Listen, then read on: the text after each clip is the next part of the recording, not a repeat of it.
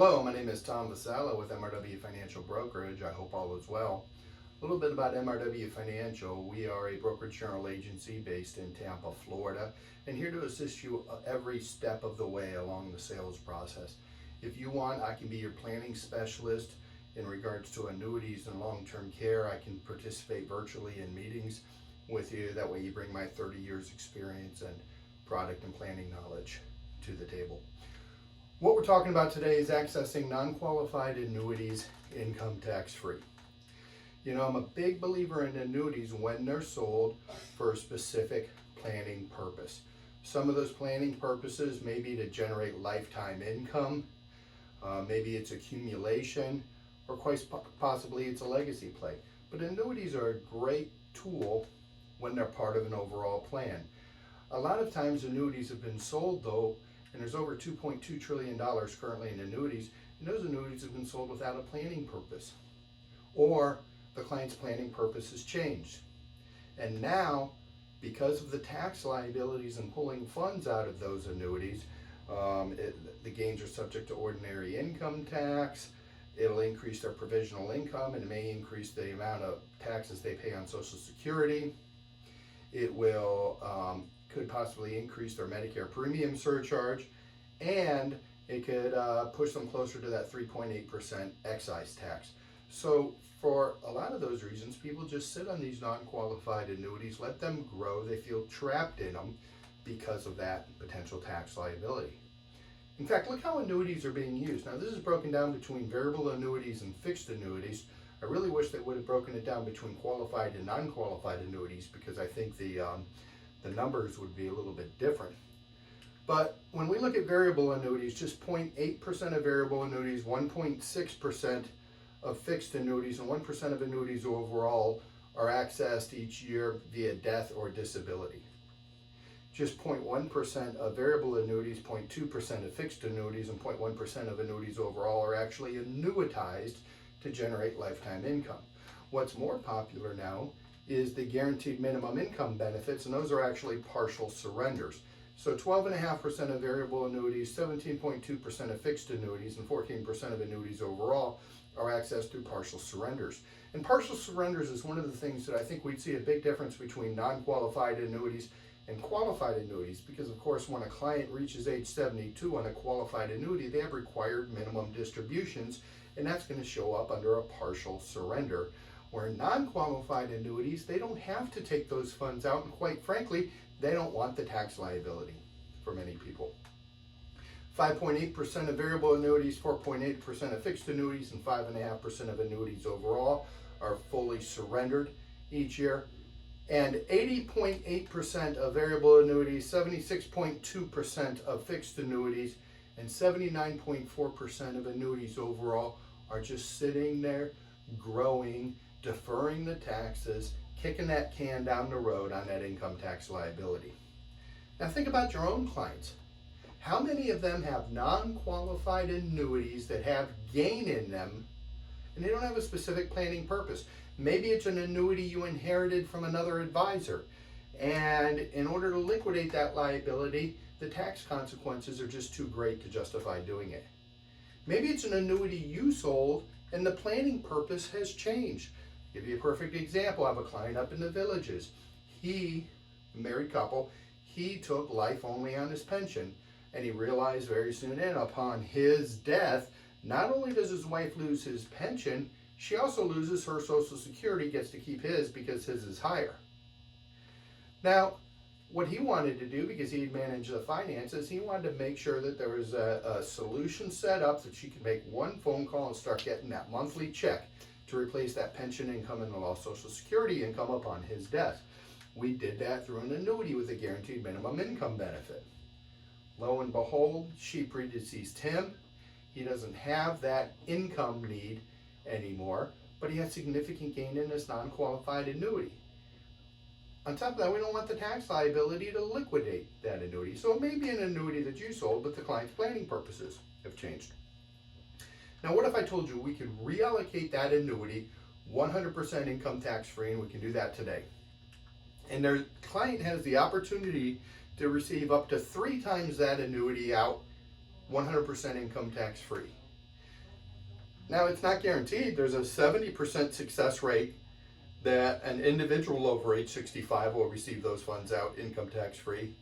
If it's a married couple, they actually have a better rate, a 91% success rate of receiving those funds out income tax free. What's the downside risk? The downside risk is if they don't receive the funds out income tax free, 100% of the funds are still going to go on to their beneficiaries with the same taxable consequences, the LIFO taxation on that annuity. You think that's something your clients may be interested in? That's the Pension Protection Act of 2006. They made changes to it that in later years that really made it work well for annuities. We can 1035 exchange an existing annuity to one that's compliant with the Pension Protection Act. It has hybrid long-term care benefits. And think about this, if the client hasn't planned for long-term care, and a lot of them haven't, long-term care is not really an asset problem, it's a cash flow problem. How are you going to generate $60,000 to $100,000 of additional cash flow exactly when you need it and do that tax efficiently?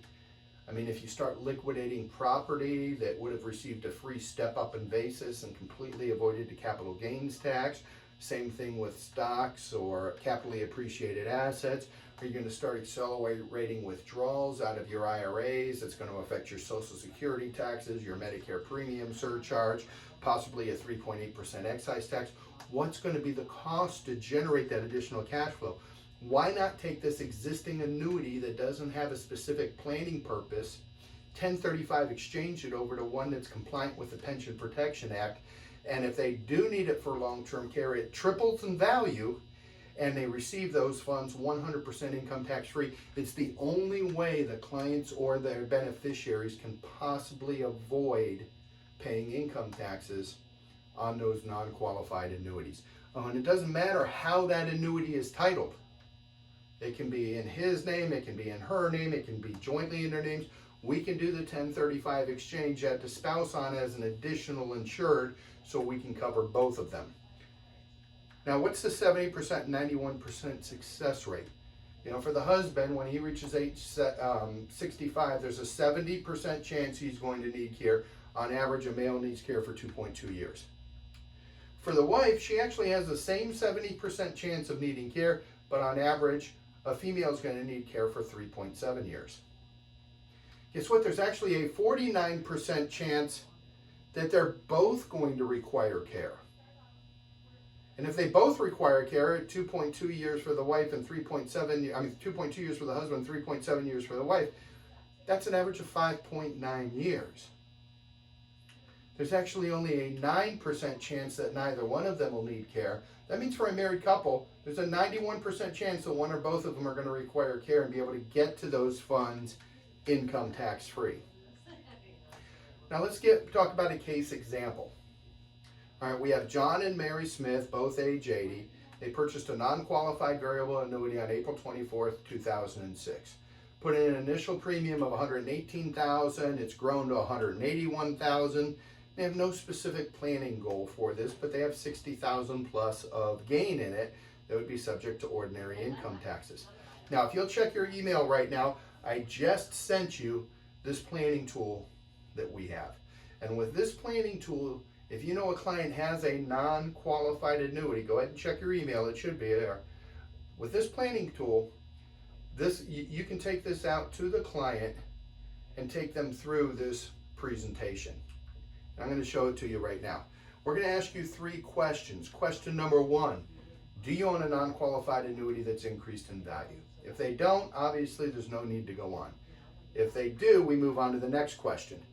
And that is, what's your specific planning goals for this annuity? If it's going to be, we're going to start income in 5 years, then they need to keep the annuity they have. It has that specific planning goal. If it's maybe it's a MIGA annuity that's going to mature in 3 years and they're going to take it to go, purchase a cabin in North Carolina, then they need to keep that annuity if that's their planning goal. But if they don't have a specific planning goal, maybe it's an emergency fund. I'll pry a little bit farther. So maybe if you needed it for long-term care, you might go to that annuity for long-term care, right? Many times they'll agree if it has no specific planning goal. And question number 3 is, if it's possible to access your annuity income tax-free, Is that something you'd like to know more about? Of course they would. So you'll notice inside that brochure that I emailed you, there's 3 different fact finder pages. This is one for a variable annuity, there's one for a fixed indexed annuity, and there's a separate one for a fixed annuity. What you need to do is you need to, while you're there with the client or while they're on the phone, conference them in with the insurance company and complete this information. Keep them on the phone or keep them there in their presence so they hear this information directly from their existing insurance company. So of course we want to know the company name, the date of the call, who they spoke to. You have to give me an assumed tax rate. If your client were to cash in this annuity, pick up an additional $60,000+ of taxable income, what would their current tax rate be? I don't care what it is, just tell me what it is. In this example, we use 35%. The issue date was April 24th, 2006. The cost basis was $118,000, and they haven't taken any withdrawals to date. If they have taken withdrawals, I need to know the dates and the amounts of the withdrawals. Because one of the things we're going to calculate for you is what's been the actual rate of return that they've owned this annuity, because as you'll see, that's going to be important. That's their opportunity cost. We also want to know what the current value is, if there's any surrender charges, what they are, and what's the death benefit. We want to make sure we aren't giving up a big death benefit as in exchange for a smaller account value. That doesn't make sense. We want to make sure this is in the client's best interest. We want to know how that death benefit is calculated, if there is a guaranteed minimum income benefit and does it increase, what the guaranteed lifetime income is it single income, joint income, because we can do an analysis and see if that guaranteed minimum income benefit actually has value or if it doesn't have any value. We also need to know what the fees are. Now what you do is you collect all of that information, you fax it to your long-term care planning specialist in your back office. That's me, by the way. So you fax it or email it to our office, and I'm going to prepare a report for you. But let's go on through the presentation. Question number 4 for the client. Do you have a plan to fund long-term care expenses? If they do, we need to know what their existing plan is. Do they have a long-term care policy, for example? Did you know, Mr. and Mrs. Smith, for an individual over age 65, there's a 70% chance you need care, and for a married couple, there's actually a 91% chance that one or both of you is going to require care. And given, since this was a married couple, the 91% chance of accessing the funds in this annuity income tax-free, do you think that's worth a solution worth investigating? And most clients are going to say yes. Now we need to collect some additional information because I want to make sure they understand it's not your money that allows you to get this, it's your health. So let me get your name, your date of birth, the state that you live in. I'm going to ask you several health questions. If you can answer no to these 5 questions, we can create some type of leverage and access those funds tax-free that's revenue generating for you as an agent. And then we're going to even get a little bit deeper into their health, because if they are extremely healthy, we want to put them in a product that's going to give them the most leverage, but not put them into one they can't get if their health conditions are poor. The next thing I'm going to ask the clients, or you're going to ask the clients, is I need to schedule a date and a time for the follow-up. Now, if you look in the email that I had sent you with this brochure, there's a link in that email to my calendar. And you can book a time for a virtual meeting where you can be with your client, or we can all meet virtually, and I'll take them through, as your long-term care planning specialist, I'll take them through the product solutions. But you want to go ahead and book that time now, and the reason, the justification for the client is, what I'm going to do is I'm going to take this information, I'm going to send it to my back office planning specialist. They're going to narrow it down from the 2,000 insurance companies out there to about 200 that have an A rating or better, about 100 that have been in business 100+ years. About 30 of those have long-term care solutions. We're going to narrow it down to the top 3 planning solutions for you with a recommendation on what makes the most sense. And this is important. No money in this next meeting is going to exchange hands. If what we are talking about makes sense, then we'll talk about next steps and submitting your health information to the insurance company to make sure you can qualify for benefits. Does all of that make sense? And I need you to just get a date and time for that next meeting so I can make sure my back office has this report prepared. You send that information to me and I'm going to prepare this Pension Protection Act annuity comparison for you. And here's what it shows. Mr. and Mrs. Smith, they had an initial annuity premium of $118,000. It's grown to $181,000. They haven't taken any withdrawals out of it, so net of all fees, they've had a 3.35% annual rate of return on that product since they purchased it in 2006. We can take that $181,000, do a 1035 tax-free exchange over to a Pension Protection Act annuity, and turn it into $545,000 tax-free immediately for long-term care. So the client each husband and wife have $6,065 in monthly benefits each. So if they both needed care at the same time, it'd be a little more than $12,000. So the way I like to explain it is you have a checking account worth $545,000.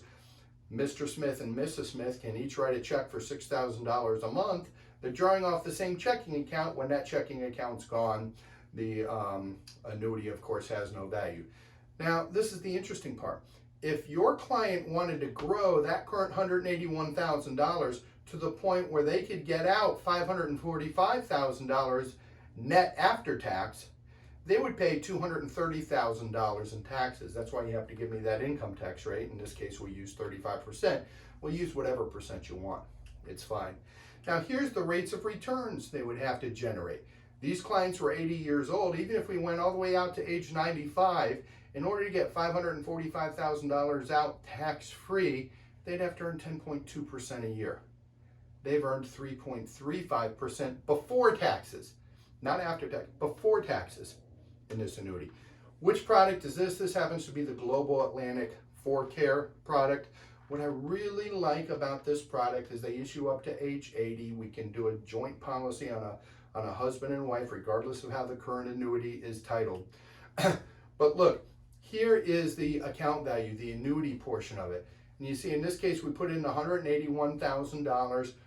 You see that the interest credited is just 1.75%, and these are the guaranteed numbers. Then we're going to assume it's going to go down to the 1%, the minimum guarantee. And look at the rider charge. The rider charge is $5,459. So the rider charge is significantly more than the interest, but because this product has a guaranteed return of premium, look at the contract value and death benefit. It never goes down. So if they put this $181,000 in there and they both pass away and never need long-term care, their family's still going to get the $181,000 with the same FIFO taxation. We're not avoiding any taxes. So what's this annuity really costing them? Well, it's the opportunity cost, the 3.35% that they've earned on their existing annuity. But what's the benefit they're getting? We're taking that $181,000, and if they need it for long-term care, they can take it out at a rate of $6,065 a month per person, entirely income tax-free. Now, once that value is exhausted, that $181,000, there's an additional $363,000 of extended benefit that the annuity keeps paying.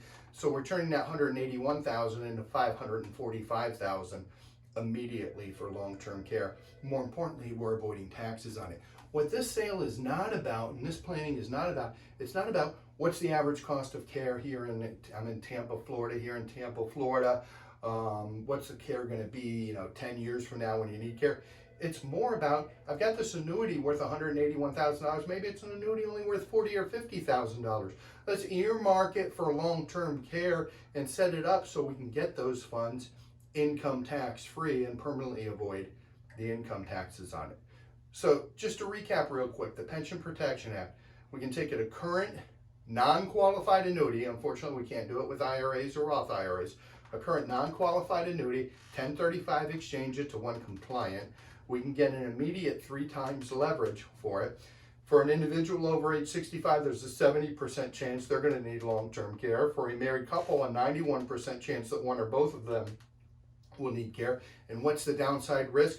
Because of that return of premium, 100% guaranteed return of all of the funds with the same tax consequences, that FIFO taxation of their current annuity.